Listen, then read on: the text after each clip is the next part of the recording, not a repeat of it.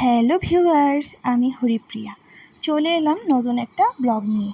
কাল রাতে আমরা চলে গিয়েছিলাম গণেশ চতুর্থী উপলক্ষে গণেশ আকরা টেম্পেলে, যেটা গৌরীপুরে অবস্থিত। সেখানে গিয়ে দেখলাম ভক্তের সমাগম, পুরো দুর্গাপুজোর মতো ভিড় ছিল।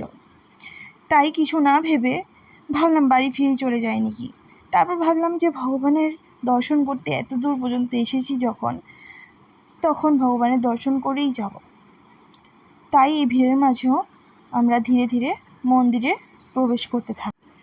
আমরা মন্দিরে প্রবেশ করার পর সেখানে গিয়ে এত ভিড় দেখে ভয় পাচ্ছিলাম যে ভগবানের দর্শন কীভাবে করবো। অ্যাকচুয়ালি এত গরম পড়েছিল, তো আমাদের অবস্থা একদম খারাপ হয়ে গেছিলো। তাই ধূপদীপ জ্বালিয়ে প্রার্থনা করে সাইডে গিয়ে অপেক্ষা করতে থাকলাম যে কখন ঠাকুরের দর্শন পাবো আর কখন ভিড় কমবে।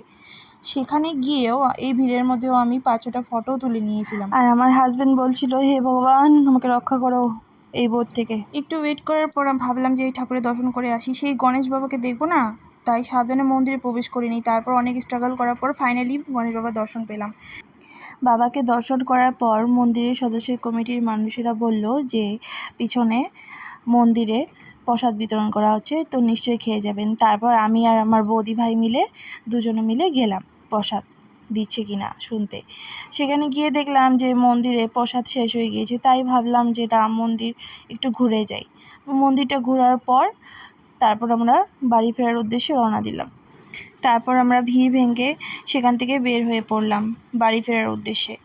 তারপর গেট থেকে বেরিয়ে দেখি যে বেলুনের দোকান উঠেছে। তারপর আমি আমার বরের সাথে জিদ করলাম যে আমি আমার বেলুন চাই। তারপর আমার বর আমাকে একটা বেলুন কিনে দিল। এই বেলুনটা আমি বাড়িও নিয়ে আসতে পারলাম না।